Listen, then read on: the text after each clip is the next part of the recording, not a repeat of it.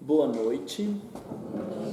Então hoje, se vocês não sabem, vocês que são novos, nós temos um problema aqui. Porque nós temos um trabalho que já estava caminhando com um grupo novo. E por que eu digo que é um problema? Porque o ideal seria a gente poder conversar com muito mais calma, organizar as coisas, vocês fazerem todas as perguntas que vocês tivessem, para a gente caminhar assim. E isso vai ser impraticável. Então, no máximo, a gente tem o dia de hoje para tentarmos criar uma sintonia. Nós temos, então, um grupo que já vem se reunindo há 8 semanas, discutindo sobre os processos de educação dentro do Centro Espírita. E eu acho que aqui nós temos mais pessoas de outros 2 grupos, né?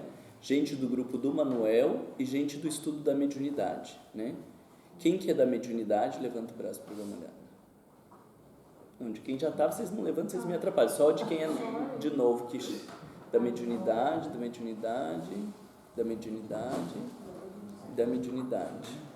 E do Manuel, daí são... Ela é nova, ela iria entrar no grupo do Manuel. Ia entrar no grupo do Manuel? Como que é seu nome? Carla. Carla, tá bom. Então nós temos 4 problemas, que agora tem a Carla também. Tô brincando, Carla. Seja bem-vinda e a gente dá um jeito de entrar todo mundo. Você já fez parte de algum centro espírita, não?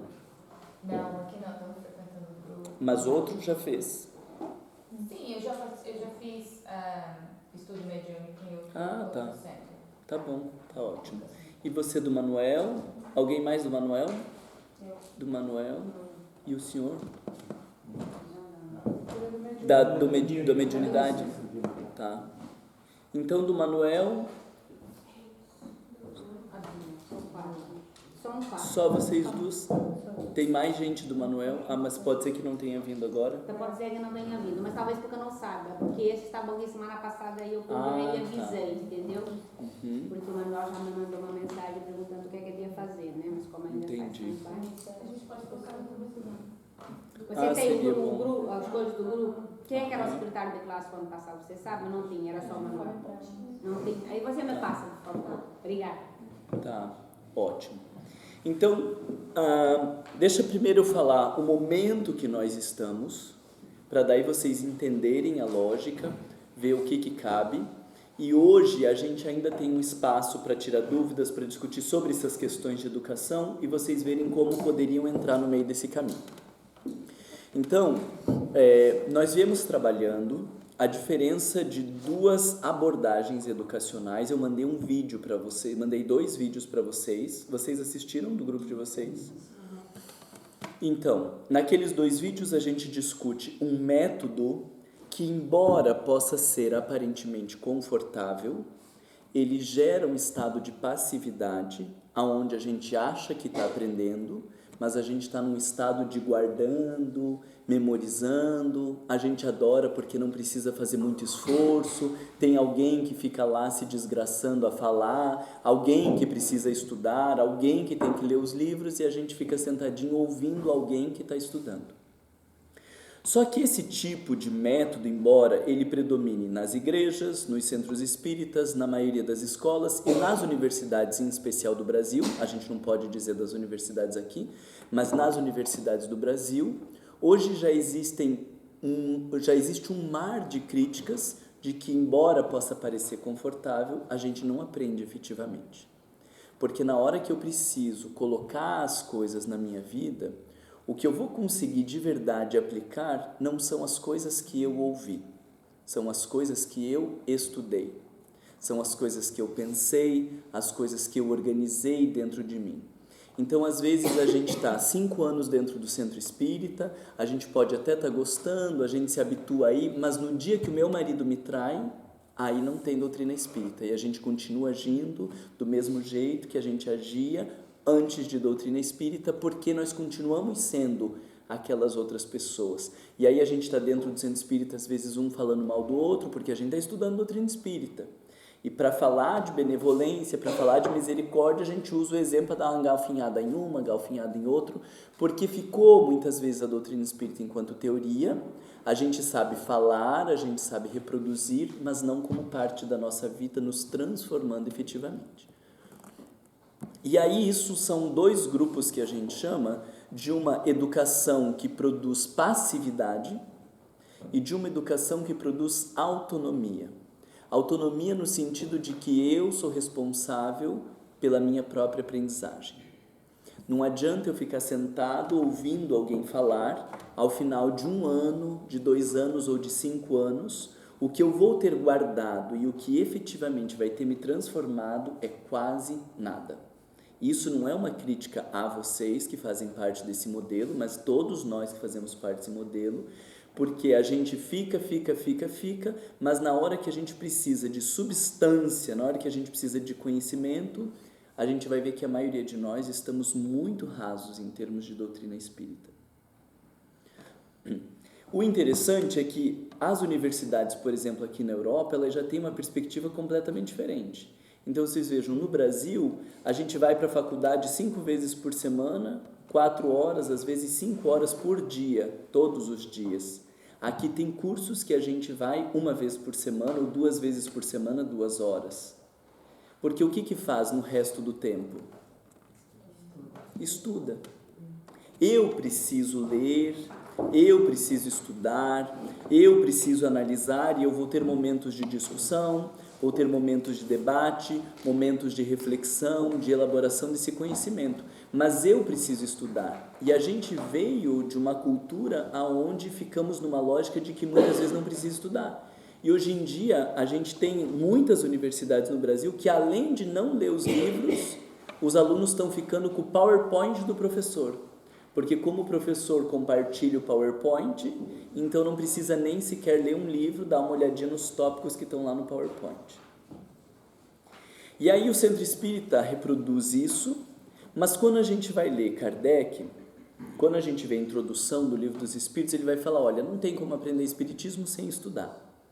Não tem como aprender Espiritismo sem o silêncio, o recolhimento e o investimento de cada um.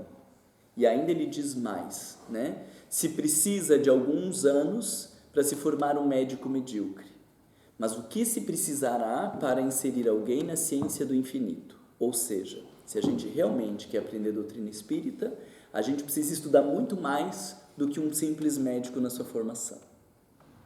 Dá para fazer um comparativo aqui? De tipo 1 vez por semana, 1h30 no grupo de estudo, achando que está aprendendo espiritismo, assim? Aí o que foi acontecendo nesse nosso grupo? A gente foi discutindo essas coisas, discutindo métodos, passamos por alguns textos de Paulo Freire, de Knowles, que é um autor americano, e os próprios textos de Kardec, para entender que essa proposta de educação que hoje a gente tem no Centro Espírita, alguém dando uma aula e as pessoas sentadas ouvindo, esse método, ele já foi criticado por Kardec há 180 anos atrás. Ele, antes de ser Kardec, como um pedagogo, já criticava esses métodos expositivos que desconsideravam a realidade do sujeito, de uma aula para uma massa de pessoas, independente das suas necessidades. Ele já fazia essa crítica há 180 anos atrás. E nós estamos no Centro Espírita reproduzindo o mesmo modelo educacional que ele criticava, para ensinar Espiritismo. Olha a contradição. Para ensinar Kardec, a gente está usando um método que ele criticava e sem estudar o método que ele defendia. Vocês entendem a questão? Aí o que aconteceu? Depois desses 8 encontros, a gente começou a pensar assim, bom, uma pessoa chega no Centro Espírita e ela precisa estudar. Concordam comigo? Ela precisa estudar para ela entender Espiritismo. A gente já sabe que ela fica vindo num grupo de estudo, ela não vai aprender, ela precisa estudar. Se ela não pegar um livro e ela não for ler, ela não fizer as suas análises, não vai aprender a doutrina espírita. Ok. Então, talvez, o Centro Espírita deveria, mais do que ficar dando aulas, ter um papel de ensinar as pessoas a estudar. A gente precisa fazer uma análise crítica. Por exemplo, hoje em dia tem trocentos livros de espiritismo aí. Como que você lê um livro e diz, isso aqui não é um livro espírita? Ou isso aqui é um livro espírita? Você precisa fazer uma análise. Você precisa ter a condição de fazer uma análise para dizer se isso aqui cabe ou não dentro do espiritismo. Mas como que eu vou conseguir fazer uma análise crítica se eu não aprendi a fazer análise crítica? Bom, então talvez a gente precise aprender a desenvolver o pensamento crítico. Allan Kardec fala que o Espiritismo é uma filosofia. Então a gente precisa aprender como ler filosofia, porque não dá para você ler o Livro dos Espíritos como você lê qualquer outro livro de dia a dia ou qualquer romance, porque a gente está falando de um livro de filosofia. Como que se lê um livro de filosofia? Como que se pensa filosofia? A partir disso, a gente foi vendo que existem vários, vamos chamar assim, de habilidades que nós precisaríamos ter para estudar de verdade doutrina espírita. Habilidades que muitos de nós não desenvolvemos na escola e viemos para o centro espírita e continuamos repetindo o mesmo modelo. Então, se a gente tem esse gap, se a gente tem esse buraco entre aquilo que a gente precisava e o que a doutrina espírita precisa para aprender, nós começamos a pensar que o centro espírita poderia oferecer isso. Então, quando uma pessoa chega, vão pensando aí a ideia, né? Uma pessoa chega e talvez antes de enfiar num grupo de estudo, a gente deveria questionar se essa pessoa gosta de estudar, se não gosta, se gosta de filosofia, se não gosta, se sabe como estudar, se sabe quais livros deveria ler ou quais livros não deveria ler. Tem um monte de coisas que ela precisaria desenvolver para poder estudar a doutrina espírita. E isso a gente nem sabe, a gente põe todo mundo no mesmo grupo. Uma pessoa que fez pós-doutorado e que tem uma habilidade enorme de análise, de síntese, de reflexão, junto com uma pessoa que não tem habilidade de estudo e está todo mundo no mesmo grupo. E quais vão ser os resultados disso? É claro que vai ser precário o nosso resultado. Então a gente agora tinha planejado desses nossos próximos encontros, passando pelos meses de fevereiro, março e os 2 primeiros meses, as 2 primeiras semanas de abril, a gente trabalhar em cima destas habilidades que as pessoas precisam para estudar doutrina espírita. Mas o que a gente foi falando? Tá, precisa desenvolver pensamento crítico. Aí nós paramos assim, tá, e quem aqui poderia explanar o que é pensamento crítico? 1, 2, mas nem o nosso grupo aqui que estava estudando consegue dizer o que é pensamento crítico. Precisa entender como estudar doutrina espírita. Precisa discutir como estudar doutrina espírita. Quando chega alguém, a gente precisaria explicar como estudar a doutrina espírita. Mas será que a gente sabe dizer assim? Se qualquer um perguntar a gente na rua, olha, eu queria começar a estudar espiritismo, como que eu estudo espiritismo? Será que a gente conseguiria ter uma resposta melhor do que dizer para ler o Livro dos Espíritos? Porque qualquer um que começa a ler o Livro dos Espíritos vai achar muito difícil aquele livro, se não muito chato. E não vai conseguir entender o que é a proposta da doutrina espírita. Como que a gente diria para uma pessoa o que é estudar a doutrina espírita? Ou quando Allan Kardec fala da relação do espiritismo com Sócrates e Platão, quem de nós tem conhecimento suficiente para entender a relação de Sócrates e Platão? Aí a gente foi vendo que nós mesmos temos esses buracos e que nós precisaríamos estudar essas coisas para quando chegam pessoas no centro espírita, a gente possa trabalhar com isso, ensinar a estudar, como que se estuda espiritismo, como que se estuda filosofia, o que precisa entender de Sócrates e Platão para poder entender de espiritismo, várias habilidades para que as pessoas, quando cheguem ao centro espírita, consigam, antes de começar propriamente a estudar, desenvolver estas habilidades para melhor estudar o espiritismo. Então a ideia desses nossos próximos 10 encontros era de, nos encontros aqui, nós dividirmos em grupos, temas de interesse, cada um, ou 2 ou 3, vai pegar um tema de interesse e vai desenvolver essa ideia. Então o grupo vai ficar lá com pensamento crítico. O que é pensamento crítico? Como que desenvolve esse pensamento crítico? E o que tem a ver pensamento crítico com doutrina espírita? O outro foi estudar a filosofia para entender o que é o pensamento filosófico, como que se faz uma leitura filosófica e o que tem a ver a leitura filosófica com doutrina espírita. Como estudar e o que tem a ver com doutrina espírita. Cada um, a gente estava dividindo aqui em grupos de habilidades que cada um vai preparar o material e no final das 10 semanas a gente teria 10 materiais diferentes que ajudem as pessoas a estudar melhor doutrina espírita. Qual que é o problema? Eu estou tentando fazer aqui, desgraçadamente, uma síntese de 8 encontros de 2 horas, então eu estou tentando em 20 minutos fazer uma síntese de 16 horas de trabalho, e um de vocês me olhando com uma cara de, meu Deus do céu, o que é isso? O que é isso? E aí a gente pode ter o encontro de hoje ainda para conversar algumas coisas, e a ideia desses nossos próximos 10 encontros é formarmos grupos de trabalho. Então não é o Marlon expondo, até porque essa proposta, essa metodologia é justamente a que a gente está questionando.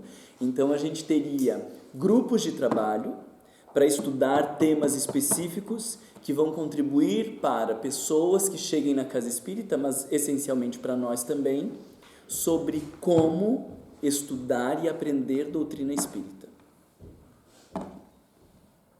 Então, primeiro do pessoal antigo, do que vocês acham que poderia acrescentar, alguma coisa que vocês acham importante, que eu não falei, que vocês queriam falar, e aí depois nós abrimos para o pessoal novo, tem perguntas, ódios, mágoas, ressentimento, alguma coisa assim que queria também falar.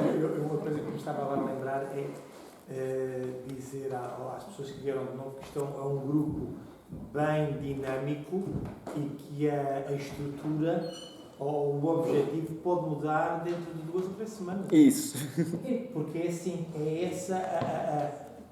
o estar no estudo é que se amanhã aparecer uma proposta nova, nós podemos nos desviar desta proposta e continuar a estudar. Que atenda melhor às nossas necessidades, né?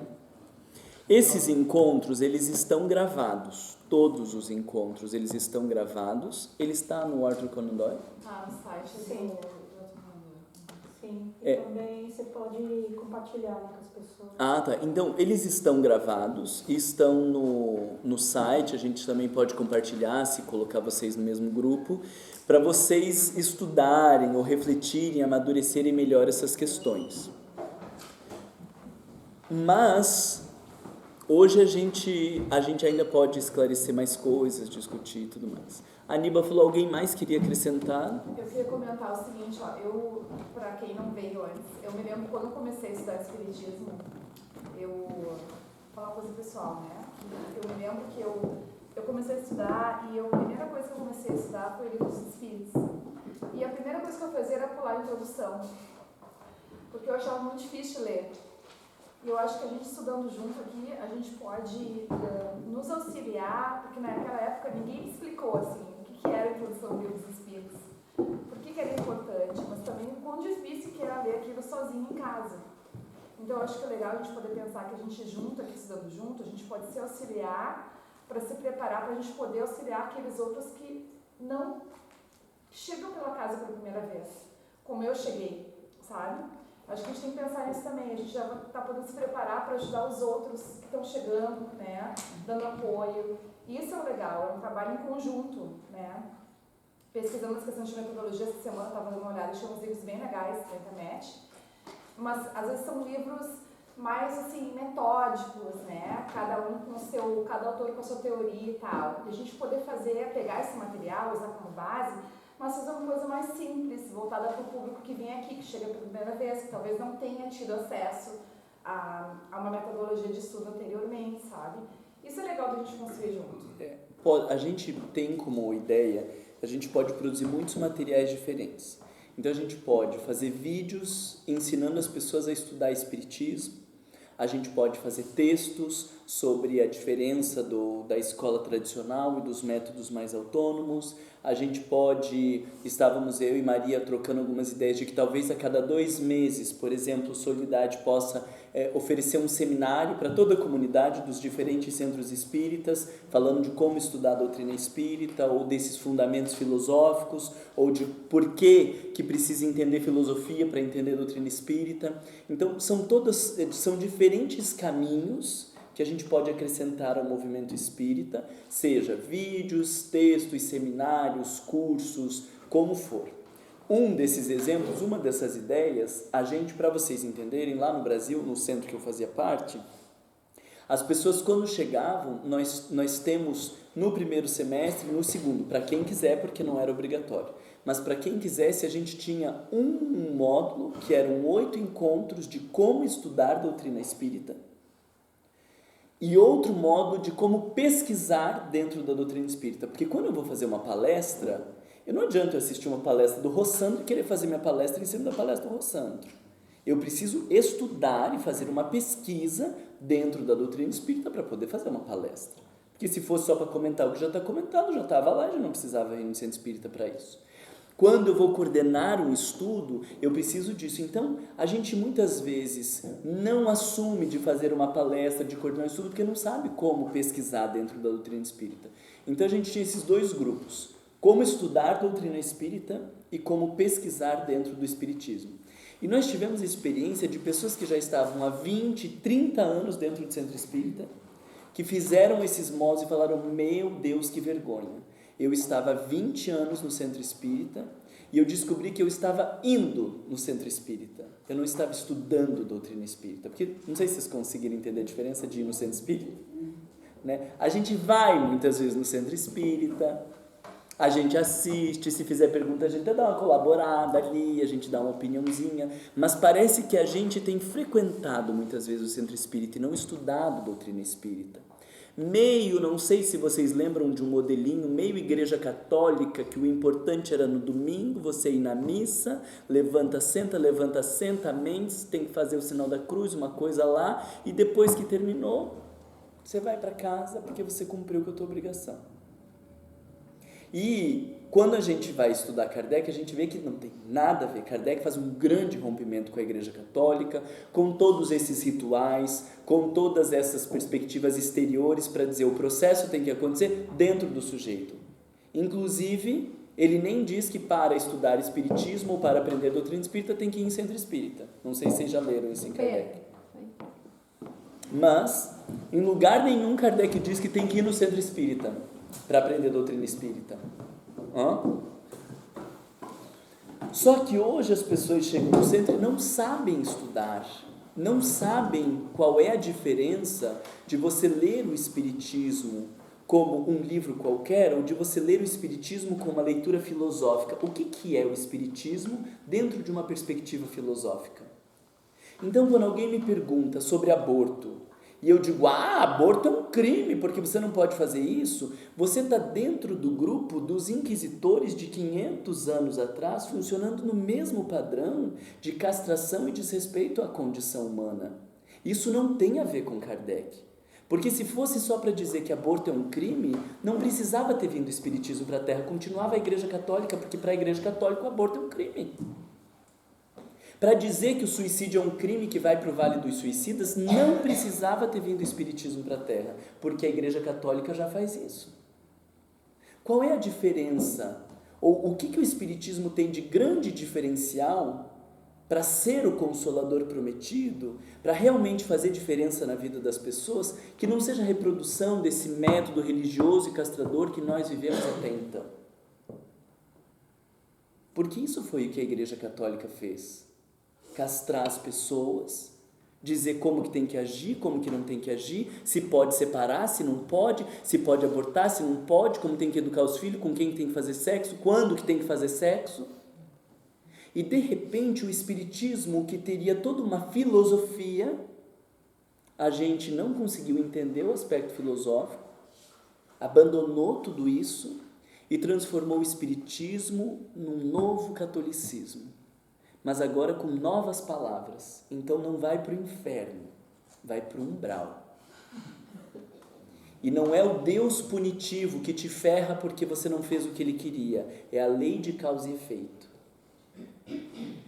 E não é mais o diabo, que agora é a tentação e que desencaminha o sujeito, é o obsessor.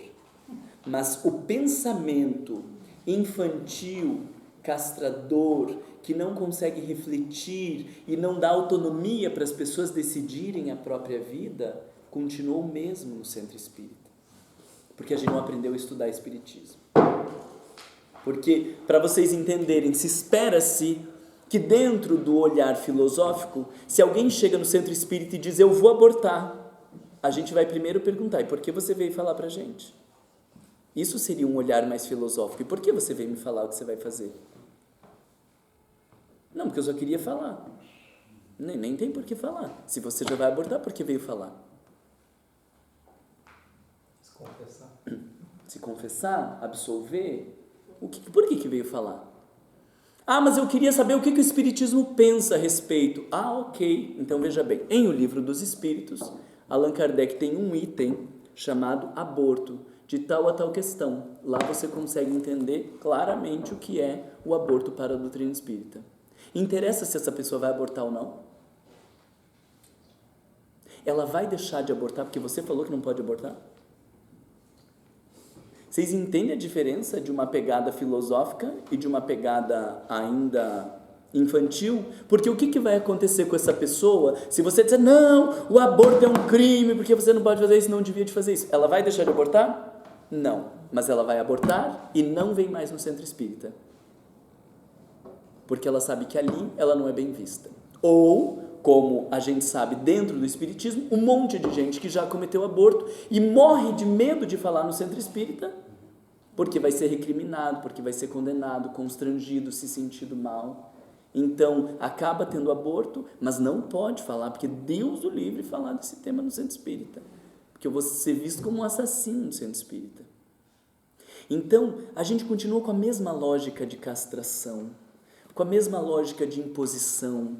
E o pior é com a mesma lógica de querer se intrometer na vida do outro e dizer como o outro tem que agir. Em momento algum a gente vai ver isso na doutrina espírita. Diga-se de passagem, para constranger-nos mais, o que Allan Kardec ouviu dos espíritos é: os espíritos bons não se impõem. Os que se impõem são os maus.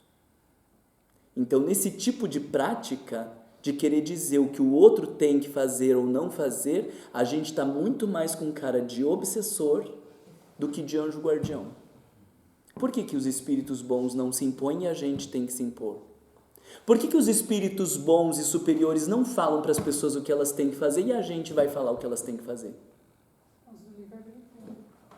Mas se a gente entende que os espíritos superiores não se impõem, que eles não determinam, né? Você vai fazer uma consulta com o espírito elevado lá. Se for espírito elevado, ele não diz o que você tem que fazer. Os inferiores falam, não, tem que separar, tem que casar. Agora os elevados não falam. Se os espíritos, se isso é uma lógica de não se intrometer na vida do outro, de dar ao outro o espaço para ele ser quem ele é, para ensinar a pensar, para refletir, será que a gente está funcionando, fazendo isso no centro espírita? Para ensinar a doutrina espírita? Ou será que ficou um buraquinho aí que a gente tem que repensar o nosso modelo de ensino? Aí por isso nós fomos buscar alguns autores e ver que essa lógica de educação impositiva, ela já era questionada por Kardec há muito tempo atrás. Ele criticava esse modelo impositivo, o modelo castrador, que não gera autonomia, que não ensina a pessoa a pensar, que não gera um despertar. Ele criticou isso. Então o mais legal é pensar que não é a gente que está simplesmente achando que não está legal. A gente está querendo ensinar Allan Kardec usando o modelo que ele falou que não ia dar certo. Então vejam, nos primeiros anos, em 1862, Allan Kardec faz uma viagem pela França e ele encontra alguns grupos. Depois, um ano após, ele faz a viagem pelos mesmos grupos e ele diz assim: no ano passado eram centenas de pessoas, um ano após são milhares de pessoas. Se nós continuarmos assim, em muito pouco tempo, o Espiritismo estará no mundo inteiro. Isso foi 1862, 1863. De centenas para milhares. E o que aconteceu depois? 69, 70, 80 e agora? Que o Espiritismo se restringiu a brasileiros. Portugal e Espanha. Brasileiros no mundo inteiro, Portugal e Espanha. Será que a gente está fazendo o mesmo movimento que Allan Kardec fazia ou será que a gente perdeu a mão em algum lugar? Vocês entendem? Não é possível que em 1862 ele falasse que eram centenas, em 1863 eram milhares e que esse negócio ia expandir para o mundo inteiro e de repente hoje o Espiritismo está restrito a brasileiros. E a palavra movimento, né, que você está falando? A palavra, a acepção, né, da palavra movimento, não está movimentando, né? É. Você já falou isso outro dia, né, mas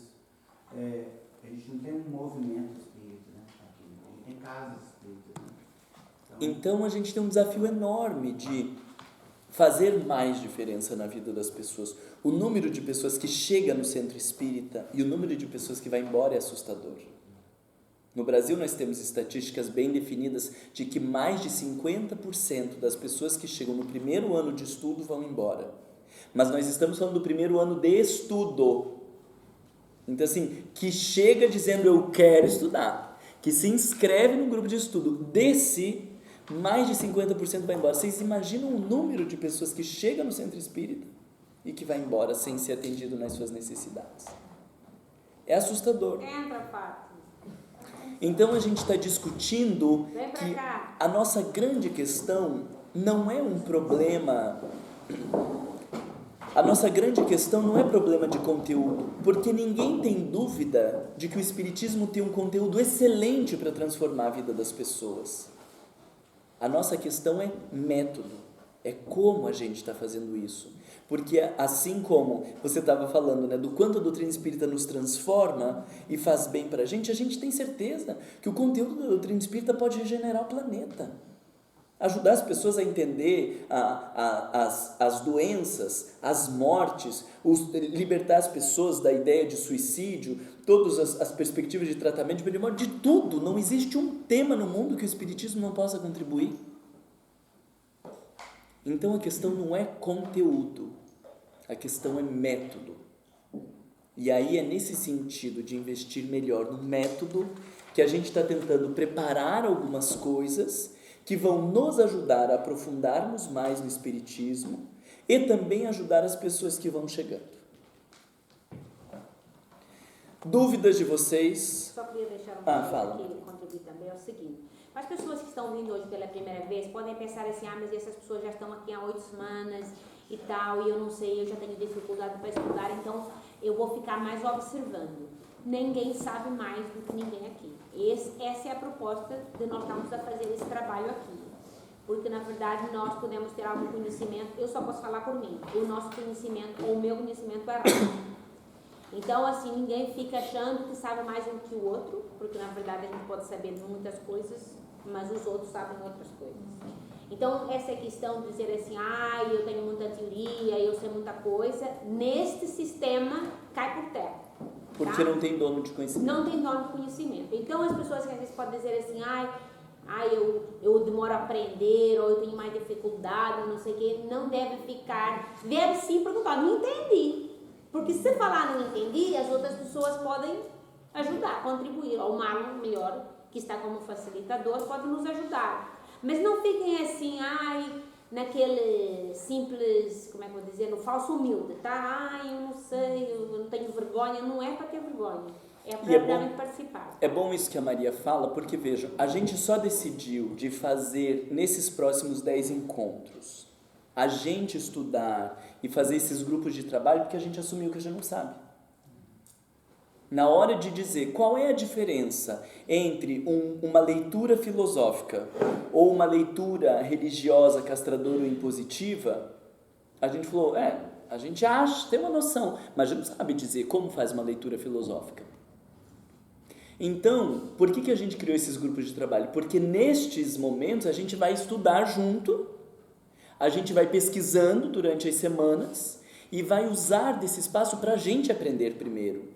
E daquilo que a gente aprender e fizer sentido, a gente tem como intenção compartilhar com as pessoas. Então, por exemplo, essa semana estava eu com um filósofo amigo meu dizendo, olha, ajuda aqui, a gente está pensando isso. Ele falou, Marlon, tem isso, tem aquilo, tem esse outro texto, veja isso. Meu Deus, vamos estudar para entender o que é o pensamento filosófico. Porque o Espiritismo é uma filosofia. Segundo Kardec, o Espiritismo é uma filosofia. Então, a gente precisa entender como é um pensamento filosófico. A gente não sabe responder. A gente já viu lá em Sócrates, na introdução do Evangelho, que o Espiritismo tem a ver com essa perspectiva de Sócrates. Aí a gente discutindo, debatendo que Sócrates fazia perguntas, ele não se impunha, ele não dava resposta para as pessoas, ele fazia perguntas para que as pessoas chegassem às suas próprias respostas. Caramba, isso é fantástico, mas o que a gente foi ver? Que a gente não sabe fazer pergunta. A gente sabe dar resposta. Se alguém disser, o que acontece com meu irmão que cometeu suicídio? A gente vai ter uma resposta para ela.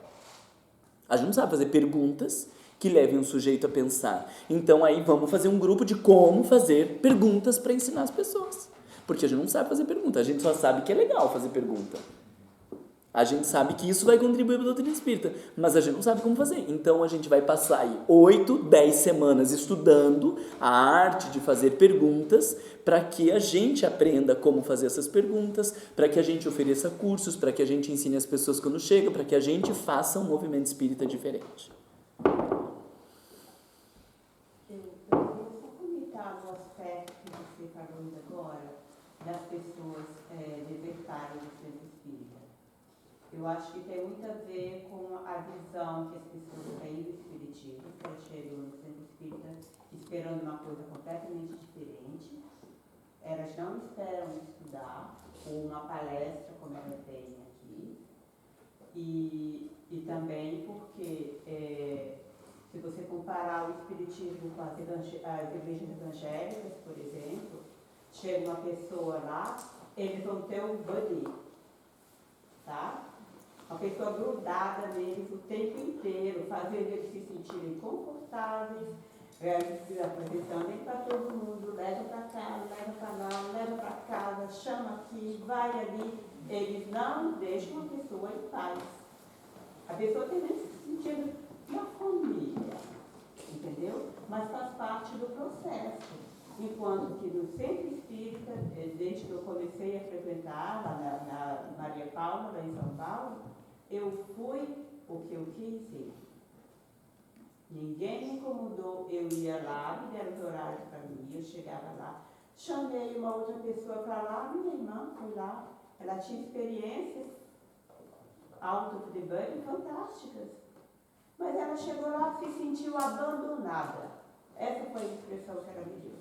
Ninguém liga para a gente lá. Então, trouxe amigos aqui que me falaram a mesma coisa. Ninguém está nem aí para a gente. Não tem ritual. Teve uma que falou para mim, mas não tem estrutura nenhuma. Eu falei, tem. A gente chega lá, tem uma discussão. Você não viu a discussão e tal? Aí depois tem um papo e tal. Então, as pessoas vêm com a ideia da Igreja Católica ou das igrejas evangélicas, do centro espírita. E aí elas não vão se sentir bem. Eu não sei se é a igreja católica ou evangélica ou se é suporte emocional. Sim. Né? Porque isso eu não acho que é da igreja evangélica, né? Eu acho que qualquer um que entendeu a proposta do Cristo, todo aquele que está aflito e sobrecarregado, a proposta de alívio, a proposta de cuidado, de que toda vez que atender a esse faminto, que der de beber aquele com sede, é a mim que está fazendo, eu acho que isso nos impulsionaria a, quando chega alguém no centro espírita, a gente acolher essa pessoa, ouvir a sua necessidade, esclarecer as suas dúvidas, apresentar como o centro espírita funciona e todos os recursos que o centro espírita oferece. Então, não sei qual é a intenção que talvez a Igreja Católica ou Evangélica faça isso, mas dentro da proposta do Cristo, nós não deveríamos deixar nenhuma pessoa entrar no centro espírita sem que ela fosse acolhida. Infelizmente, não é isso também que acontece, né? Aqui é pequeno e agora tem uma abertura para isso. No começo não tinha, quando eu comecei a vir aqui. Não tinha o atendimento fraterno, né, Maria? Não tinha. Agora tem. Mas não sei como é que está a Maria Paula, a Federação Espírita de São Paulo, é uma coisa gigantesca. Sim, a maioria dos centros espíritas, mesmo os menores, né? Aí chega na hora do cafezinho, vocês avaliem por vocês, chega na hora do cafezinho, com quem que a gente vai conversar? Com quem que a gente conversa na hora do cafezinho? Com os amigos. A gente vai conversar para bater papo. E aí, se tem uma pessoa que é nova, o que a gente faz com a pessoa nova? Nem lembra da pessoa nova. A gente está lá porque a gente quer fofocar, e o pão de queijo, não sei o quê, ou não sei o quê. E a pessoa que está lá sozinha, ela se sente constrangida e ela vai embora. Mas isso é o grupo que se propôs, como que era o nome? Consolador Prometido. Né? Não vai longe desse jeito, né? Então a gente vai achar um monte de buracos. Agora, como que é seu nome? Eliette, a gente ainda tem um desafio a mais, Eliette, que é de olhar o centro espírita não pelos nossos olhos, porque nós ficamos. Né? Então, óbvio que para os nossos olhos ficou legal, porque a gente ficou. A gente vai ter que conseguir olhar o centro espírita pelos olhos dessa massa imensa de pessoas que passou e não ficou. Porque se for olhar, a gente ficou, a gente está aqui. Então, se a gente for avaliar, a gente vai dizer que está legal, que é o que você falou. Para você estava bom, porque você deve ter um nível de autonomia, você se sente responsável, você estuda, você vai lá, você faz. Então, para você atendeu.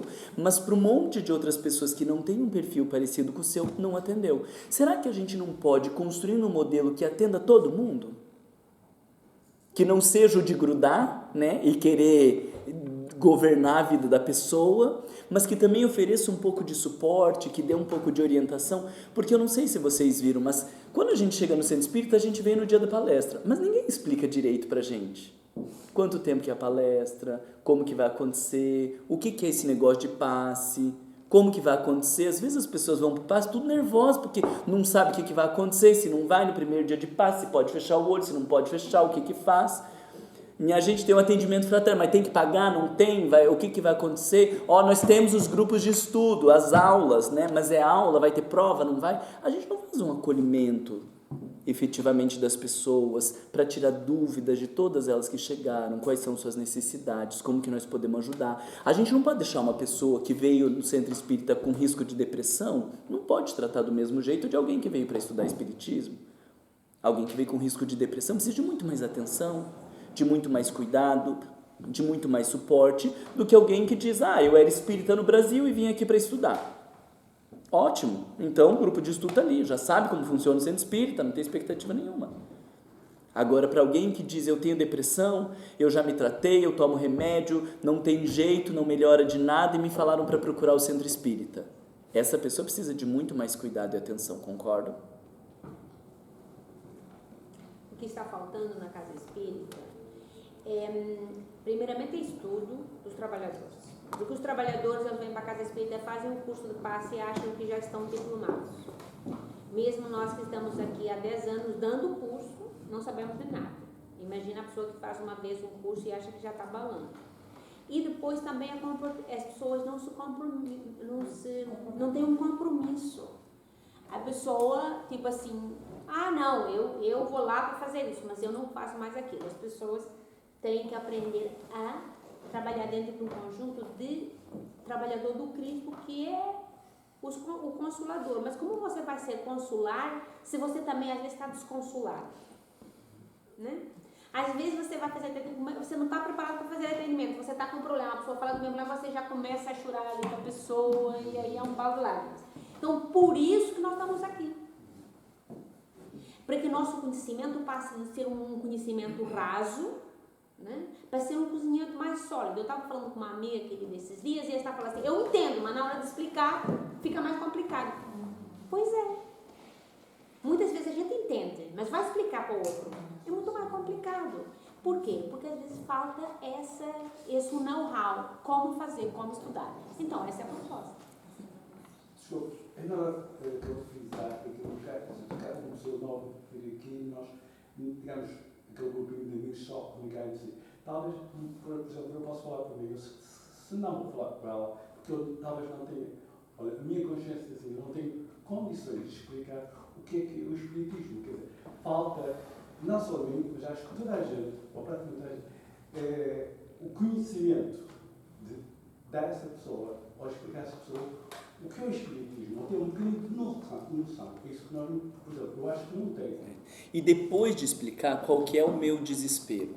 Tá, eu sei explicar, mas aí eu preciso assim, você não vem me explicar, porque você para mim não é ninguém, eu para você não sou ninguém, a gente está se vendo agora.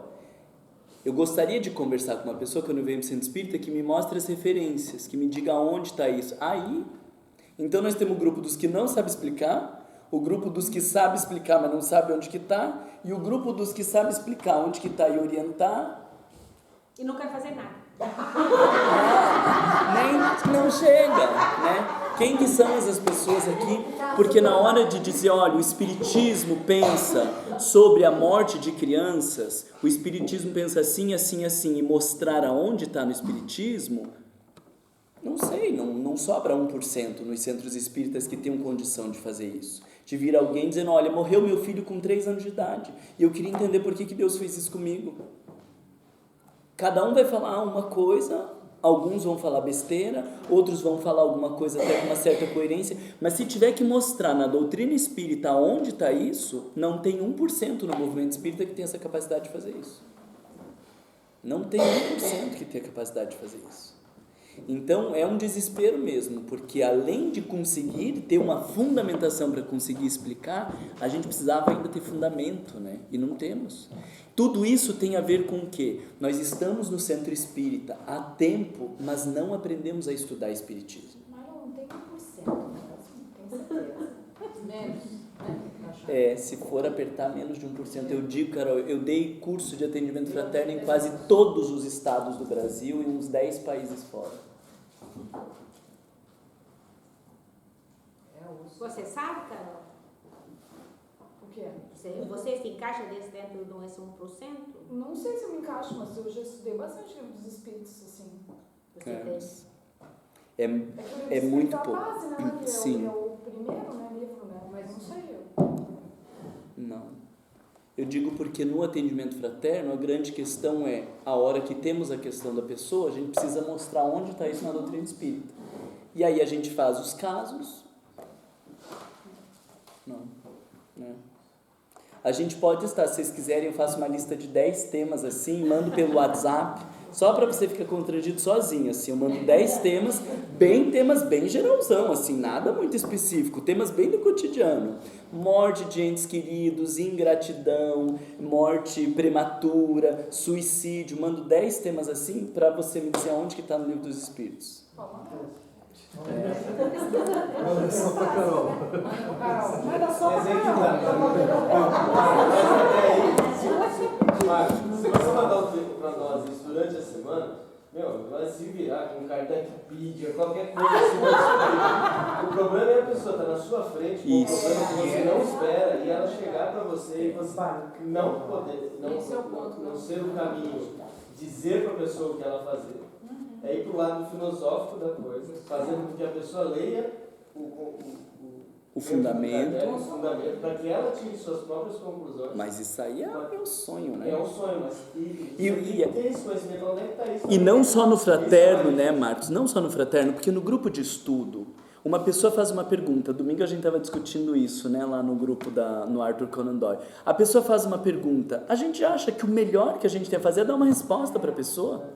Né, que agora ela vai abrir mão de tudo que ela pensava até agora e ela vai começar a pensar do jeito que eu falo. Vocês já perguntaram assim, na outra semana para a pessoa, depois que você respondeu, se ela mudou o ponto de vista só porque você falou?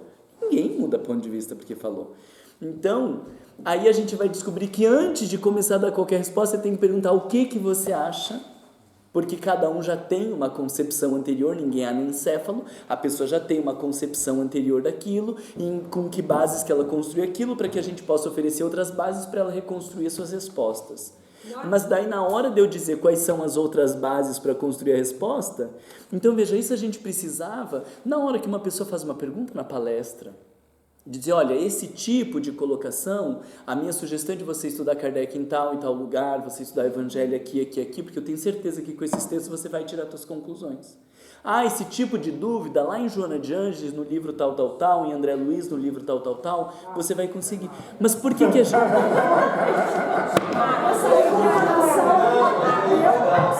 Mas por que a gente não consegue fazer isso? Não é um decoreba, aí é que é o interessante. Não é um decoreba. A gente não consegue fazer isso. A gente não consegue fazer isso porque a gente não absorveu a doutrina espírita.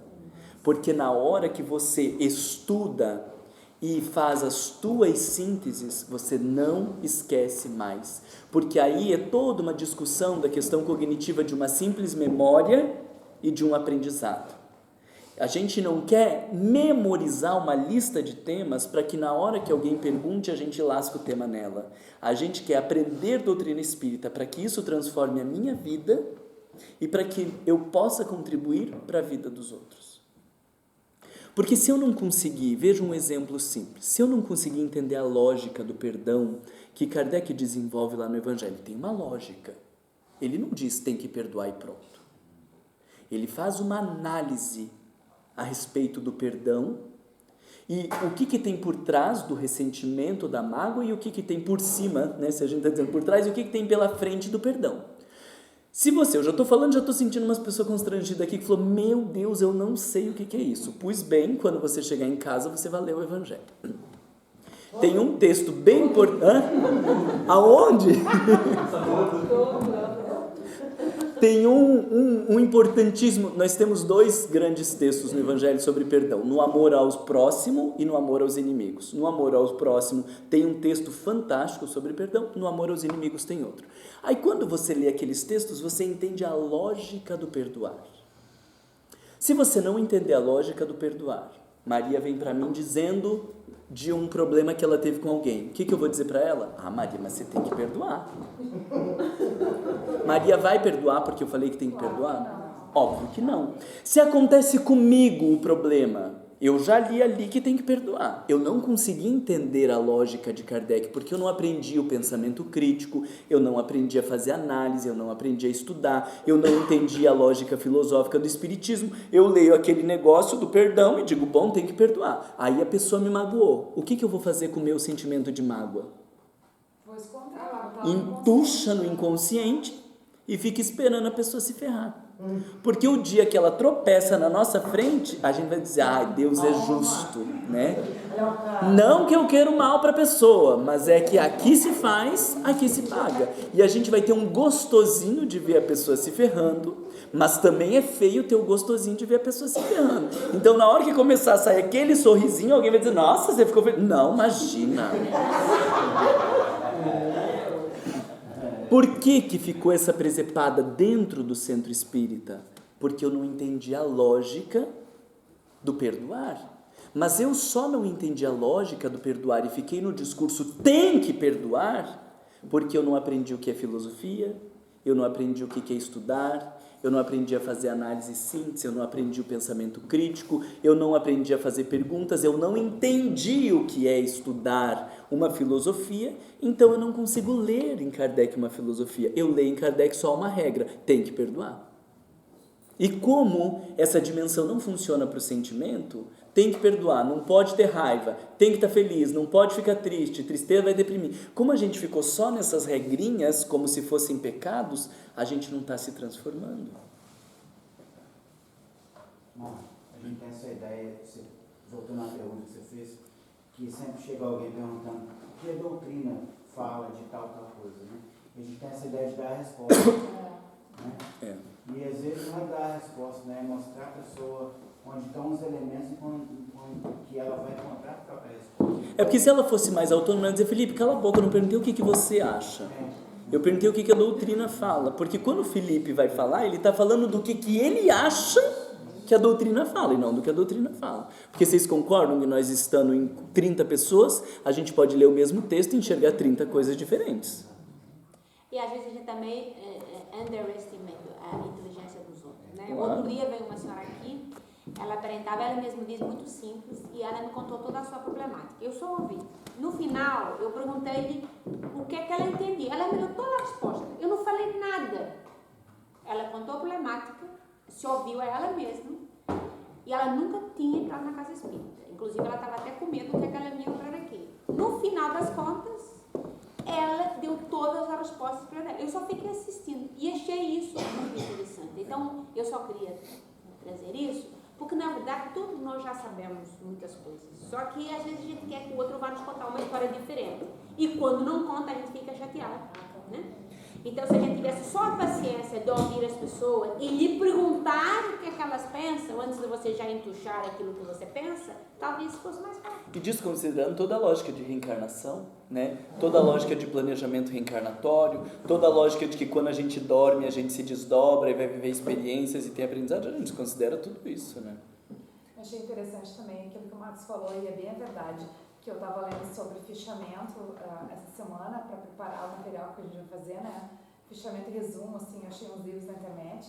E eu estava pensando, né, que para o atendimento fraterno seria ideal ter um fichamento de cada livro, para a gente poder saber diretamente os tópicos, assim, para tu ter na mão, para que quando tu faça atendimento fraterno tenha ali, tipo assim, um resuminho, assim, tchá, entendeu? Na mão, pra tu poder falar pra pessoa, sabe? Mas não é? Do Livro dos Espíritos e do Evangelho, sim. Porque lá em Curitiba, o que as pessoas têm que fazer, agora também já não sei, né, porque faz tanto tempo que eu saí de lá, que pode ser que já tenha a ratarada tomado conta da casa. Mas a lógica era de cada um ir para o atendimento fraterno com o seu Evangelho e o seu Livro dos Espíritos. Agora, como que eu posso ter uma flexibilidade na coordenação de grupo de estudo? Isso aqui eles ficam trazendo cada vez essas coisas, porque pode ser que semana que vem eu não volte. Aí fica me tratando bem para ver se eu venho semana que vem, para ver se vem semana que vem. E eu tenho vindo já faz 10 semanas. Então, Funciona. Como que, por exemplo, no grupo de estudo, a gente pode caminhar um pouco mais para cá, um pouco mais para lá, se eu não sei transitar por essas obras? Então a gente vai ficar dando aula. Pronto. E se a pessoa pergunta algo um pouco mais, a gente se só que na questão disso eu gostaria também, pode ser que esteja errada, e você, por favor, Marlon, me ponha no meu lugar rápido.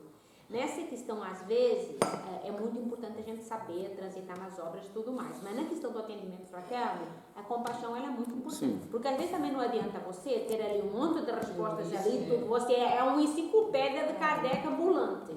Mas aí você não mostra a compaixão, você não mostra que você está compreendendo. Então, uma coisa ao lado da outra, para ser realmente o consolador prometido, porque senão...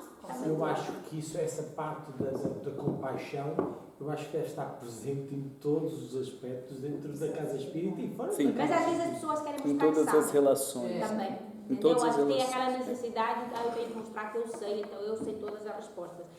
Por isso que a filosofia espírita tem primeiro que ser uma filosofia de vida sua, porque senão... Né? Sim.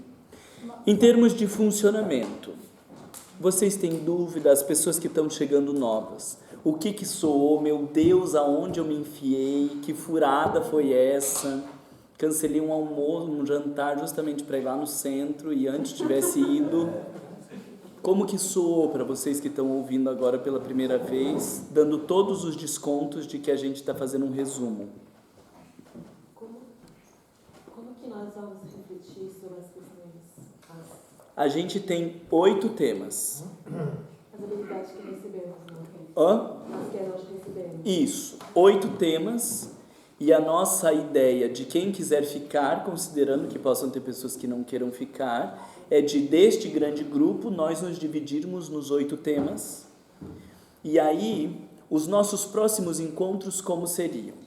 A gente tem mais ou menos 1 hora de discussão, de debate, 1h15 de vocês, e depois deixaríamos 30 a 40 minutos para um dos grupos já expor alguma coisa, né? Porque a gente vai ter, todo mundo está trabalhando, só que, por exemplo, lá tem um grupinho que está trabalhando pensamento crítico, mas estão acontecendo 8 grupos e você vai participar de um grupo só. Então a ideia é da gente ao final do encontro fazer uma exposição para que vocês vejam o que cada grupo está trabalhando, as referências e no final a gente tem um compartilhamento de todos os temas.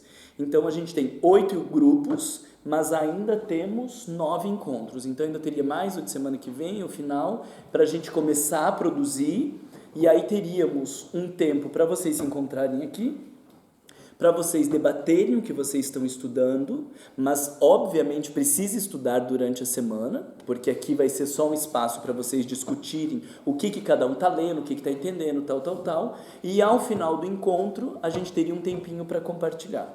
Mas uma concentração é pegar as referências bibliográficas e compartilhar, né?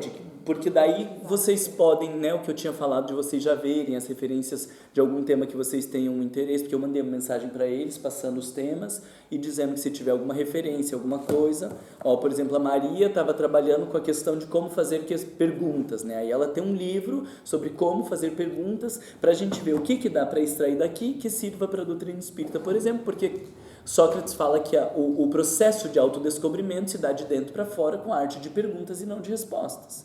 Então, como que isso faz parte do grupo de estudo? Como que isso faz parte do meu aprendizado? Como que isso faz parte do atendimento fraterno? Aí esse grupo vai ter 9 encontros para ir trabalhando esse tema. Quando achar que tem alguma coisa para compartilhar, vamos fazer uma agenda de quem vai compartilhando cada coisa ao longo desses 9 encontros que a gente vai ter. Poderíamos, alguém teria na condição de já fazer uma pequena apresentação? O primeiro eu já vou fazer, é que a gente vai ter um livre e o primeiro eu já faço para não apertar ninguém. Então, Tá. já vai ter umas 3 semanas para frente, algum grupo já vai ter produzido alguma coisa. Tá. Então, sobre esse funcionamento, sobre os temas, alguém se interessou? Então vamos começar por aí. Alguém se interessou pelos temas e gostaria de fazer parte? Não, acho que todo mundo tem os temas. Eu não tenho os temas. Não? Então deixa eu retomar aqui com vocês. Os 8 temas que nós temos por que é importante estudar? Porque quando chega alguém no centro espírita, como você estava falando, nem todo mundo quer estudar. A gente precisa convencer a pessoa de por que é importante estudar. Meu Deus, ela já veio daquela chatice da escola, já se libertou da escola e agora vai ter que estudar de volta no centro? Então, a gente precisa ter argumentos e construir uma discussão de por que é importante estudar, tá? Isso seria um grupo. O que é estudar, nós pensamos que seria outro grupo. Porque a gente está falando, talvez isso aqui possa ficar junto, a gente ainda está pensando, né? Mas o que é estudar? Deixa eu ver, que isso aqui, a Vivi tirou uma foto que, pelo amor de Deus, Vivi. Isso, quase excelente. Eu que estou falando besteira. O porquê estudar, o que é estudar, as dificuldades de estudar e como superar as dificuldades de estudar, está tudo no mesmo grupo. Aí o segundo grupo, como estudar espiritismo. Chega alguém, eu queria estudar o espiritismo. Por onde começa? E depois que começa, para onde que vai? Quando que é hora de ler André Luiz, Manuel Flamengo de Miranda, Joana de Ângeles, Emmanuel ou Kardec? Então, a gente pensou num grupo para fazer esse debate de como estudar espiritismo. Terceiro grupo, como desenvolver autonomia. Não gosto muito de estudar, nunca consegui estudar. Meu bem, se você não gosta de estudar, como que você faz Evangelho no Lar? Porque Evangelho no Lar você tem que fazer uma leitura, você tem que analisar aquele texto para trazer para a tua vida. Quem não sabe estudar, não dá para fazer Evangelho no Lar. Então a pessoa precisa ter um pouco mais de autonomia para ela conseguir ler e trazer para a sua vida. Então o terceiro grupo seria como desenvolver autonomia. Porque a maioria das pessoas que ficou no centro espírita tem baixa autonomia. Temos as pessoas que estão coordenando estudos, fazendo palestra, e as pessoas que estão só participando da palestra são pessoas com baixo nível de autonomia. Como que desenvolve autonomia? Quarto grupo, o que é filosofar? Porque se a gente fala que o espiritismo é uma filosofia, então ele tem um jeito de ser lido diferente do jeito que você lê a maioria dos livros. Pensamento crítico. Até porque Allan Kardec diz que a doutrina não está pronta, que não está fechada, mas ao mesmo tempo tem um monte de autor desenvolvendo um monte de bobajada e falando um monte de besteira. Tem um pessoal lá, não vou ficar falando que já me dá um nervoso, já começa a dar um gastura, uma gente louca que a gente vê por aí, já está difícil divulgar espiritismo. Ainda que essa gente contra a maré fica pior ainda, né? Só que daí por que as pessoas aceitam essas bobajadas? Que lê uns livros de gente louca e aceita aquilo ali, porque não aprendeu a desenvolver pensamento crítico. Não consegue ler um livro e dizer, gente, mas isso aqui, falta fundamento para isso, por causa disso, por causa daquilo. Não tem uma capacidade de fazer análise crítica. Então, o Marlon falou na palestra, não interessa o que o Marlon falou, o Marlon podia estar louco naquela hora. Esses tempos, já usei o exemplo para a maioria de vocês, aparece uma mulher que eu adoro, de uma senhora de muito tempo, dizendo, quem é espírita? Aí o pessoal levanta a mão, eu sou. Quem aqui é a favor do divórcio? Todo mundo constrangido, né? Uns levantam o braço. Quem é a favor do divórcio não é espírita? A minha vontade é levantar, pegar o evangelho, vamos agora rasgar o evangelho aqui, porque jogamos a doutrina espírita fora. Justamente o que fala lá no evangelho o espiritismo não é contrário ao divórcio, porque o divórcio é só a efetivação das almas que já estão separadas. Aí sai minha avó de lá, dizendo, graças a Deus que eu não me separei. Meu Deus do céu! como assim? O que você está fazendo no centro espírita? Que agora chega uma insana, enlouquecida, porque ela não separou. O marido dela era um mulherengo, um sem vergonha, traiu ela com um monte de gente dentro do centro espírita e ela não separou. E o que ela estava falando?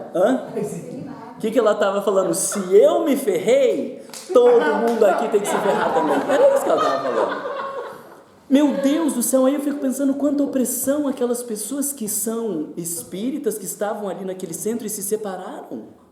Se sentindo então que vai para o inferno, porque então ela não é espírita de verdade. E nós não estamos falando de uma pessoa sem noção, nós estamos falando de uma pessoa que já viajou muitos lugares do mundo dando curso de espiritismo e falando esse tipo de besteira. Mas se essa mulher falasse esse tipo de besteira e as pessoas que estivessem ouvindo estudassem doutrina espírita, elas já iam dizer, olha minha senhora, desculpa, qual é o fundamento para isso que a senhora está falando? Qual é o fundamento? Eu não preciso ter decorado que existe um capítulo no Evangelho, não separeis o que Deus juntou, e que o último item do capítulo do Evangelho é sobre... Não precisa ter decorado. Mas se você tem um pensamento crítico, você levanta a mão e fala, qual é o fundamento para a senhora estar falando um negócio desse? Aonde que está isso? Porque do que eu li de André Luiz, das análises que eu fiz, do que eu li disso, eu não entendo que a doutrina espírita faça isso. Então uma mulher que devia de estar ali em nome de Jesus consolando aquelas pessoas está gerando maior opressão. Mas só gera opressão porque não teve gente que desenvolveu o pensamento crítico. Mário, posso fazer uma observação?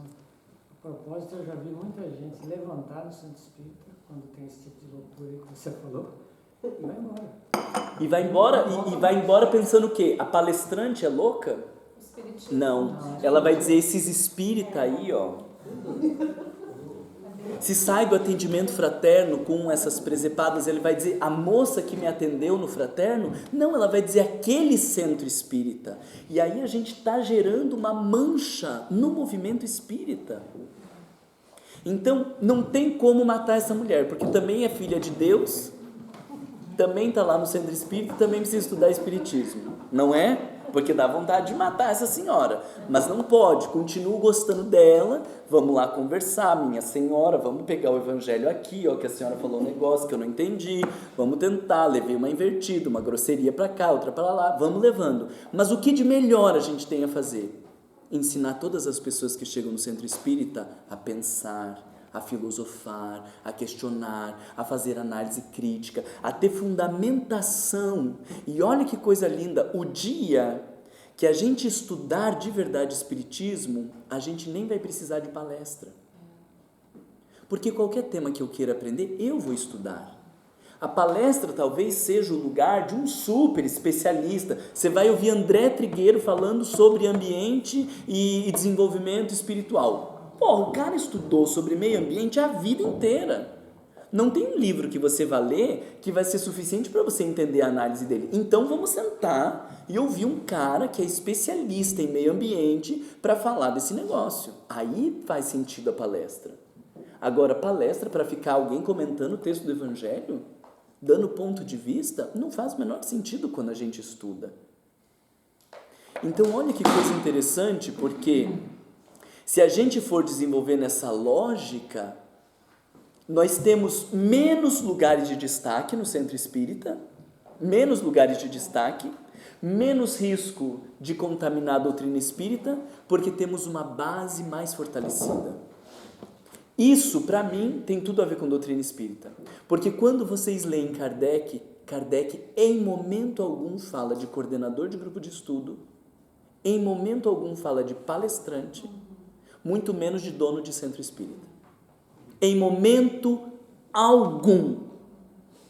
Existe uma referência em Viagem Espírita de 1862, que ele diz: há pessoas que de bom grado tenham estimulado outras pessoas a estudarem antes de que comecem as práticas da mediúnica, porque toda a defesa dele é, não dá para ir para uma reunião mediúnica sem estudar.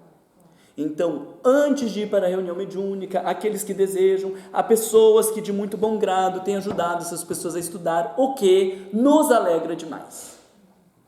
Porque antes de ir para a mediúnica, tinha-se a ideia de que você não acredita em espírito, então você vai para a mediúnica porque você vai acreditar em espírito.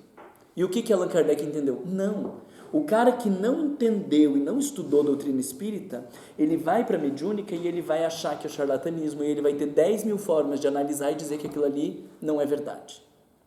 Então ele diz, antes de presenciar o fenômeno, ele precisa primeiro se tornar um espiritualista. Ele primeiro precisa acreditar na vida após a morte, ele primeiro precisa entender a lógica, para depois ele ir para uma reunião mediúnica. É a única colocação que existe alguém de referência ensinando alguém. Único. De resto não tem. Em O Livro dos Espíritos, Allan Kardec tem uma introdução ao estudo da doutrina espírita. Ele não é introdução ao Livro dos Espíritos, eu não sei se vocês prestaram atenção nisso, é introdução ao estudo da doutrina espírita. E lá ele faz 3 colocações diferentes sobre estudo, dizendo silêncio, recolhimento e continuidade de estudo. Não há como aprender espiritismo sem recolhimento, sem silêncio e sem continuidade. Ou seja, eu preciso estudar. Eu só vou aprender espiritismo estudando. Os nossos grupos não deveriam ser grupos de estudo, como a gente está chamando aqui. Grupo de estudo a gente não estuda, a gente tem exposição, ou tem um diálogo, um dá um palpite, outro dá um palpite, um fala o que acha, outro fala o que acha. Mas a gente deveria estudar para talvez se encontrar para debater. Quantas vezes a gente estuda antes de vir para um grupo? A maioria não estuda. Já passei por centenas de grupos em todos esses anos que eu dou curso. E o que as pessoas fazem? Ler o texto ali. Vamos comentar. Alguém queria fazer um comentário? As pessoas comentam. O que elas comentam? Comentam o título do texto. Porque absorver o conteúdo para fazer uma análise, uma reflexão daquele conteúdo, quase nunca. A maioria das pessoas comenta o título. Mas, Marlon, eu acho que isso tem a ver com a questão cultural também, que a gente falou, né? Que as pessoas, como a gente comentou, as pessoas não foram ensinadas a estudar, não tiveram acesso, talvez, a pessoas que pudessem auxiliar elas a pensar, a refletir, entendeu? Não estou querendo defender as pessoas, mas só colocando que eu acho que tem que mudar toda a metodologia do estudo do centro. Isso vai levar tempo. E leva tempo, porque a pessoa que daí aprendeu a estudar... Olha que coisa triste, né? Nossa, é bem triste isso que eu vou falar, mas eu vou falar do mesmo jeito. A pessoa que daí aprendeu a estudar, ao invés de dizer, gente, eu aprendi a estudar, vocês têm que aprender a estudar também. O que acabou acontecendo nos centros espíritas? A pessoa que aprendeu a estudar assumiu o púlpito e ficou lá falando sozinha. Porque se eu sei estudar, então o destaque é meu. Não é triste isso? Então, o que a gente está tentando fazer é retomar essa lógica de Kardec, de que no Espiritismo não tem dono de conhecimento, não tem pessoa de referência. Esse é um dos grandes diferenciais dentro da Igreja Católica para a gente, é porque na Igreja Católica tem o padre. É o padre que diz, é o padre que absolve, é o padre que orienta, é o padre. E no Espiritismo não tem padre. Mas daí não tem padre, virou presidente do centro espírita. Não tem padre, virou atendente fraterno. Não! Por que não tem figura de referência? Por que não tem autor na doutrina espírita? Por que não tem o dono da doutrina espírita? Porque as pessoas deveriam ter autonomia para se relacionar com o espiritismo. Faz sentido isso para vocês? Até me perdi aqui, porque eu me empolgo nessas coisas. O pessoal mais antigo já está acostumado com esse meu atrapalho aqui, mas o pessoal novo vai se acostumando, ou não gosta também, pode ir embora também, não sei. Tem gente que não vai gostar e pronto, né? Falar, esse moço aí é muito perturbado. Aonde que eu estava aqui? Tudo isso para falar do pensamento crítico, né? Que era o 5º. Aí 6º, Sócrates e Platão.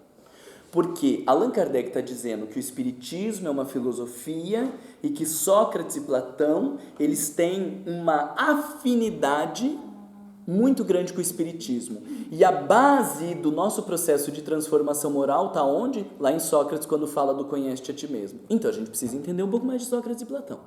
Aí a ideia desse grupo de Sócrates e Platão chega alguém que quer estudar Sócrates e Platão. Que livro que é melhor de ler? Por onde que começa Sócrates e Platão? A gente não sabe.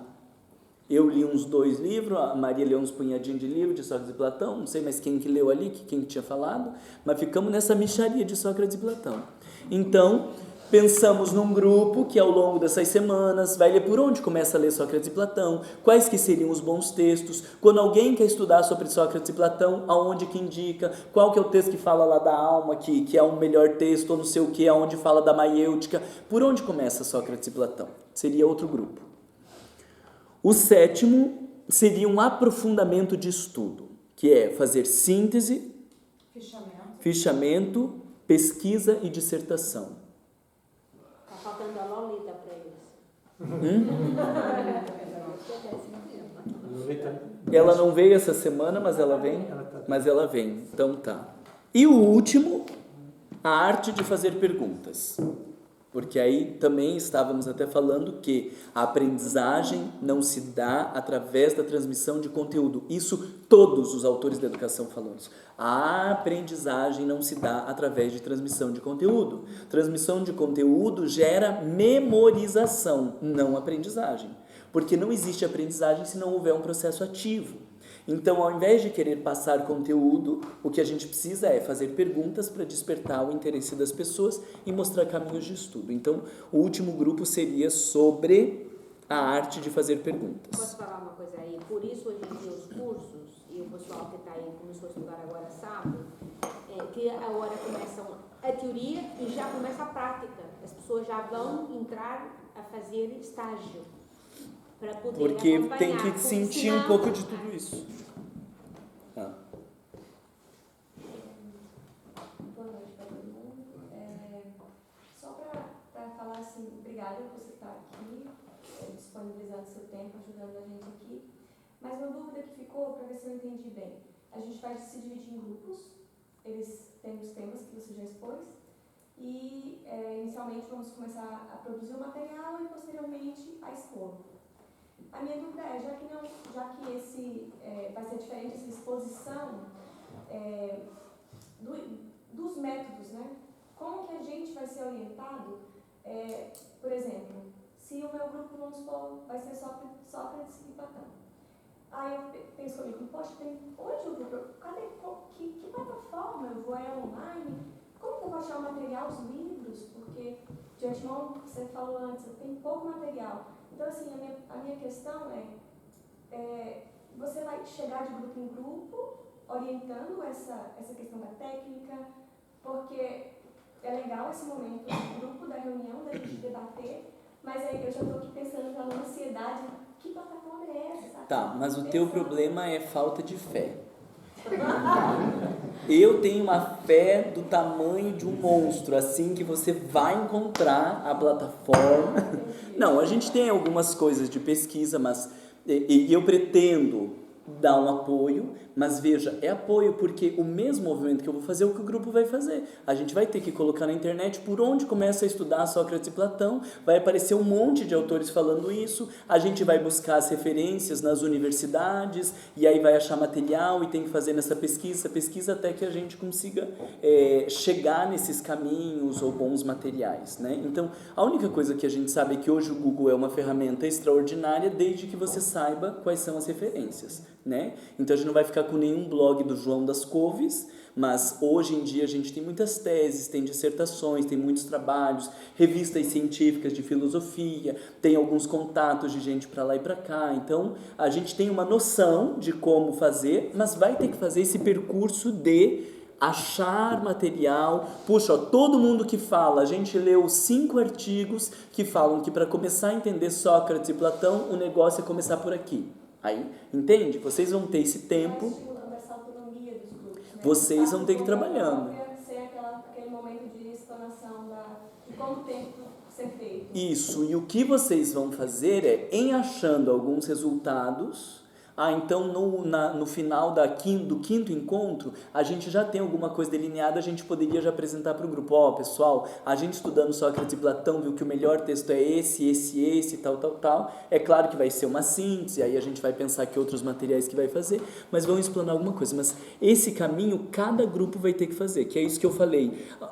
Os materiais, vocês vão buscando os temas pela afinidade. Então, tipo, o pensamento crítico, O Felipe fez uma disciplina na faculdade de pensamento crítico. Poxa, que material que tem. A Carol tem um marido que dá aula de metodologia, de pesquisa de não sei o que lá. A Maria tinha feito um curso, não sei o que. Quem que era a outra que tinha feito o curso? A Maria Novelli. Era a Maria Novelli. Tinha feito um outro curso de gerenciamento de não sei o que. A ideia é Jesus que ajuda, porque daí dá-lhe pedir para Jesus Cristo nessa hora dizer, olha, é para ajudar o movimento espírita, vocês dão um jeito aí, faz aparecer uns livros aqui, cair na, né, quando a gente, não aconteceu vocês de estar andando na livraria e cai um livro na frente, aí você pega e fala, meu Deus, era o livro que eu precisava, vocês se viram aí, faz alguma coisa, isso é fé, entendeu? E vai ter algum momento que os grupos vão dividir esses conhecimentos, poxa, eu buscando aqui, eu descobri essa plataforma online, eu descobri tal coisa, vai ter um momento que os grupos vão dividir entre si esse... O resultado final, você diz, ou o processo? Não, durante o processo. O resultado final, vocês vão dividir sempre no final de cada encontro, cada um grupo vai fazer. Agora, se tem algo legal de pesquisa, aí a gente vai usar o início, não vai ter um tempo específico, tipo, gente, ó, o pessoal lá de Sócrates e Platão achou umas referências assim, assim, assim, aí tem o WhatsApp, que também a gente faz alguns compartilhamentos, aí a gente vai dando um jeito. E o que a gente assegurou é de deixar uns 40 minutos lá no final para cada grupo ir apresentando os seus resultados, né? Alguns podem fazer um vídeo. Eu fico pensando assim, imagina que legal, né? Por que estudar? Aí a pessoa chegou no Centro Espírita e você fala, olha, nós temos aqui 3 vídeos sobre por que estudar, como estudar e o que é estudar Espiritismo. Aí você assiste em casa, na semana que vem a gente conversa. Aí você vai estar lá explicando, vocês bem bonito, maquiado, arrumado, uma super produção que o Aníbal faz, o Aníbal põe umas folhas assim na luz para ela não pegar a tua careca e não mostrar, não ficar brilhando. Aí fazemos vídeo ou fazemos texto, material, e esses materiais, eu tenho certeza que eles não vão contribuir só para o Solidarity, eu tenho certeza que vai contribuir para todos os centros espíritas. E daqui a um tempo a gente vai ficando conhecido até por isso, ó. No primeiro domingo de fevereiro, todo ano o Solidarity faz um seminário sobre como estudar Espiritismo. Aí a Ivanise, que está lá no outro centro espírita, já disse para o pessoal que se inscreveu no estudo, gente, a gente vai começar o estudo, mas seria legal quem quisesse participar de como estudar, que vai estar lá no Solidário, tal, sabe? Eu acho que a gente vai fazer materiais que vão repercutir para o movimento espírita de um modo mais abrangente. Eu achei um cursinho online da Universidade de Leeds, que é bem curtinho, sobre como fazer pesquisa online.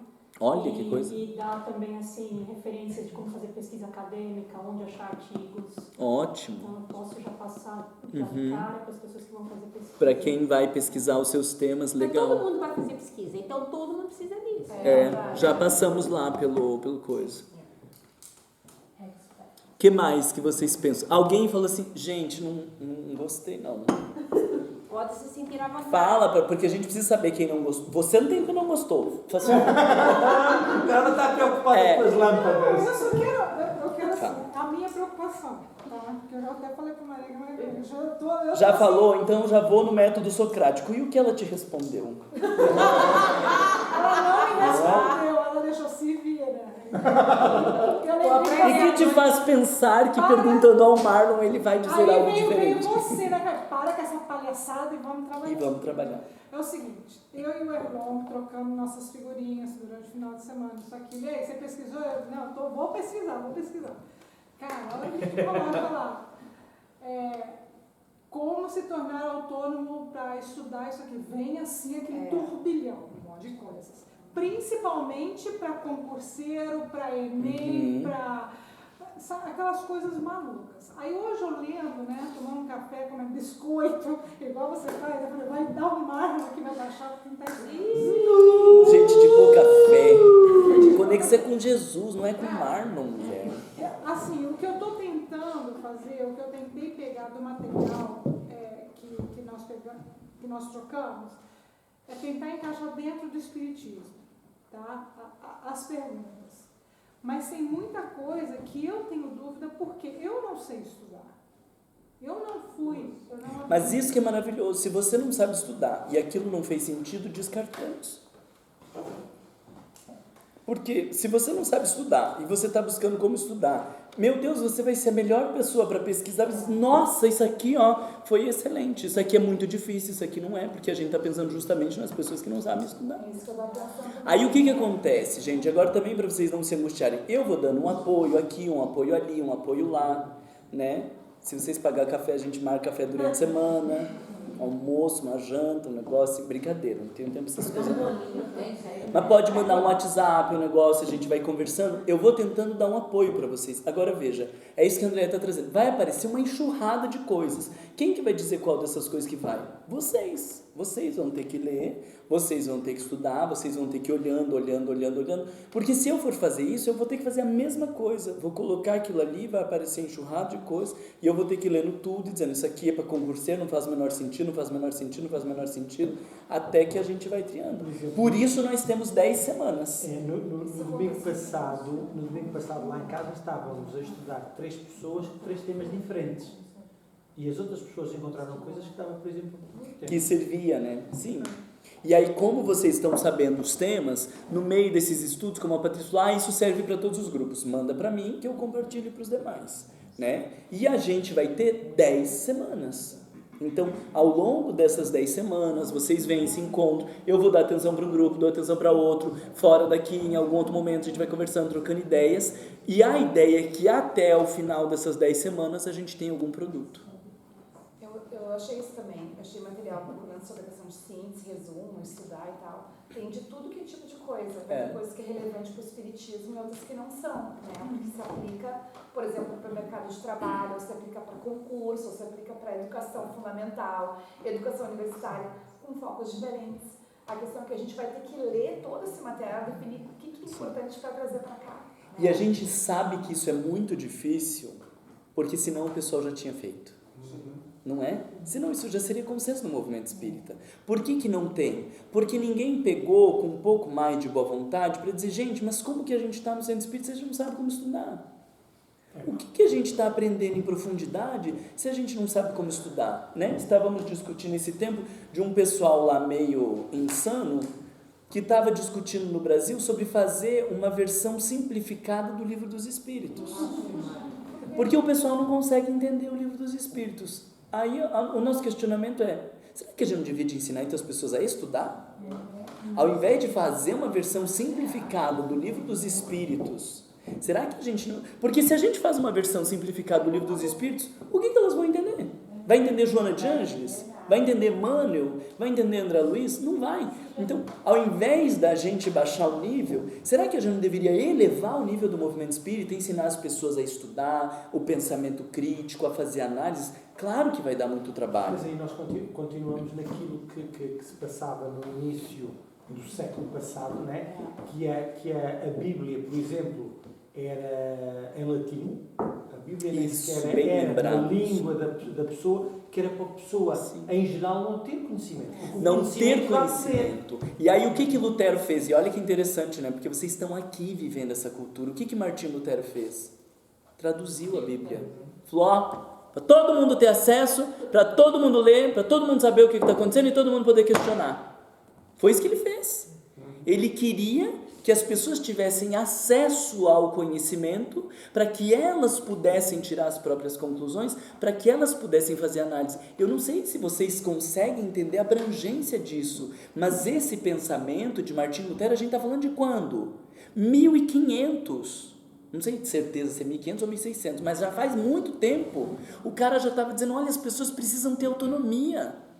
Para com essa palhaçada aí da igreja, vem dizer o que tem que ser, as pessoas vão ter que ler a Bíblia e elas vão ter que tirar a sua própria conclusão. Vocês estão inseridos nessa cultura há 500 anos. E aí vai querer, desculpa, mas aí a gente vai querer dar aula e palestra, não vai dar certo. Esse movimento de autonomia, ele já vem na Europa há muito tempo. A gente lá, a brasilidade... Há 500 anos não tinha a gente como civilização, há 500 anos atrás. Né? Vocês entendem o buraco que a gente está? Aqui há 500 anos estava se discutindo a opressão religiosa e as pessoas terem autonomia para fazerem suas próprias conclusões. Já estava construída essa casa. Já estava construída essa casa. E a gente lá, entende? Agora, e ainda mais, essa é outra reflexão ampliada, se a gente quiser que o espiritismo faça parte de uma cultura como essa, se a gente quiser que ingleses, que holandeses, que alemães, que americanos estudem espiritismo, a gente tem que encontrar outros métodos. Porque aí o cara foi ensinado desde pequeno a estudar, aprender, tirar suas conclusões por própria conta, fazer as suas análises, aí vem no centro espírita, tem palestra. Não fica. Qualquer um que começou trabalho com nativos, seja aqui, em todos os lugares que eu passei, incluindo os Estados Unidos, qualquer um que começou trabalhos com nativos, que tem essa linhagem de maior autonomia, já vai dizer, a gente já viu que palestra não dá certo para eles. Todos falam a mesma coisa. Se for fazer palestra, tem que fazer uma palestra mais reduzida para eles poderem fazer perguntas, porque senão não interessa. Por quê? Porque a cabeça deles está o tempo inteiro com 500 mil perguntas. Aí você vem querer socar uma palestra de 45 minutos, termina e vamos embora? Desculpa dizer, mas isso dá certo para brasileiro. Que no meio dos 45 minutos, dá uma olhada no relógio, dá uma olhada na bolsa, dá uma olhada no coleguinha de trás, dá uma olhada não sei onde, volta e dá para acompanhar a palestra do mesmo jeito, porque também a gente não estamos muito interessados no que está falando ali. E negócio é depois a coxinha, guaraná, um bate-papo. Vocês desculpam falar, mas infelizmente, quando eu digo, ver uma assembleia daquela e ninguém questionar aquela mulher, meu Deus, ninguém estava prestando atenção. Eu já brinquei com eles aqui, fiz exemplo, a gente no Evangelho no Lar, lendo Evangelho no Lar, era o Marlon que estava lendo ali, aí era Jesus que estava escrito ali, eu colocava Moisés no lugar de Jesus, para ver se alguém falava alguma coisa. Nada. Aí dizia, não deve, eu dizia, deve. O oposto, alguém devia dizer, como assim deve? Kardec falou que deve? Não deve nada. Termina, mensagem lindo, ninguém sabe a diferença de Jesus e de Moisés, se deve ou se não deve, e comenta o quê? O título. E eu estou falando, por exemplo, de pessoas como a minha mãe, uma pessoa que estuda um monte, que leu trocentos livros da doutrina espírita, bota um Jesus e Moisés ali e não fez diferença nenhuma. Mara, uma coisa que eu queria falar, que essa questão que tu falou de a importância desse tema que, na verdade, tu pegou, de estudar o que é o espiritismo, uma coisa muito forte para mim. Eu me sentia burra, às vezes, no centro espírita, porque eu tive que ler 5 vezes o Ser Consciente para começar a entender Joana, aquele livro, 5 vezes. Porque ninguém chegou e disse, olha, Joana funciona assim, Emmanuel funciona assim, André Luiz aqui, tem uma lógica, nesse aqui tem uma ordem, isso aqui é uma trilogia, Kardec você pode estudar assim, assim, assim. Ninguém falou isso. Aí você pega o Livro dos Espíritos, começa a ler, você se sente um retardado, fala, meu Deus, eu li 5 páginas e não entendi nada. Mas porque a pessoa é retardada, que ela leu 5 páginas e não entendeu nada, ou porque não teve alguém que explicou como pode se ler o Livro dos Espíritos? Não teve ninguém que explicou. Tem um vídeo do Cosme sobre o método do Livro dos Espíritos, tem um negócio aqui, tem isso, tem aquilo, a gente não precisa reformular, reinventar a roda, né? Mas pode ajudar as pessoas. Ela não vai sentir um retardado. Livro de filosofia a gente lê 10 vezes, porque você lê uma vez e não entendeu nada, na segunda vez. Alguém precisava falar, porque quando você lê um livro lá da Agatha Christie, quando você lê o Arthur Conan Doyle lá, ou qualquer uma coisinha, você lê uma vez e entendeu o livro. Aí você lê Kardec e não entendeu nada, ou o problema é Kardec, ou você acha que você tem um problema. Não? Só posso fazer uma coisa? Talvez para as pessoas, como isto seja